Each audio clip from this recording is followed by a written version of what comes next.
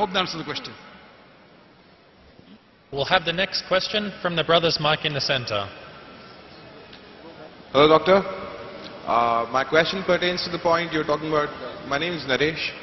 My question pertains to the point that you were making about intoxicants, small intoxicant, like you have in small quantities or big quantities, it's the same thing. It is an intoxicant. So how does it boil down to like smoking? Like it's a small intoxicant, like whatever high you have, it's for like 5 seconds, 10 seconds. How do I convince a Muslim friend of mine who says that's a grey area? There's nothing like, it's not permitted, but it's not banned, or it's not totally not allowed as such. MashaAllah, a non-Muslim friend, Naresh, wants to convince his Muslim friend that I smoke as well. As far as smoking is concerned, he said what intoxicates in large quantity is prohibited in small quantity. That's the hadith of beloved Prophet Muhammad Sallallahu Alaihi Wasallam. Sunan Ibn Majah, volume number 3, Book of Intoxicants, chapter number 30, hadith number 3391. But this, as far as smoking is concerned, all type of smoking is not intoxicants. Right? But I know ganja, charas is intoxicant, so that falls in the intoxicants. But if it is not intoxicating, there's another verse of the Quran. Previously, there was a fatwa among the shuyukhs.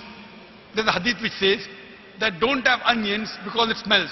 So when you go for salah, don't have onions, it has got bad breath. So based on that hadith, people used to say that smoking is makruh because it smells. Because of lack of knowledge of science. Today, we have come to know that tobacco, in any form, smoking, chewing, etc., is the second largest cause of death. The first largest cause of death is alcoholism. Several millions of people die every year. It is the single largest cause of death. More than terrorism, more than war. Every year millions of people die. The second largest cause of death is tobacco.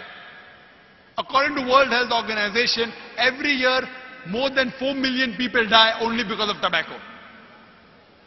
Now, based on this, there's a verse of the Quran in Surah Baqarah, chapter number 2, verse number 195, which says, do not make your own hands the cause of your own destruction. That means committing suicide or causing self-loss is prohibited.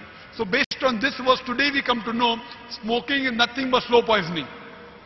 So based on this verse today, there are more than 400 different fatwas from different parts of the world that smoking is haram. Tobacco is haram. Only in India, where I come from, there the scholars say makruh.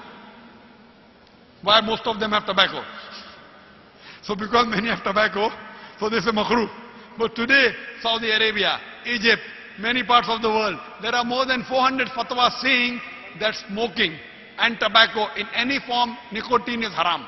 So Islamically today, smoking is haram based on the verse of the Quran, Surah Baqarah chapter 2, verse number 195. Do not make your own hands the cause of your destruction. So tell this to your friend, give the reference of the Quran, inshallah he'll be convinced if he's a good Muslim. Thank you.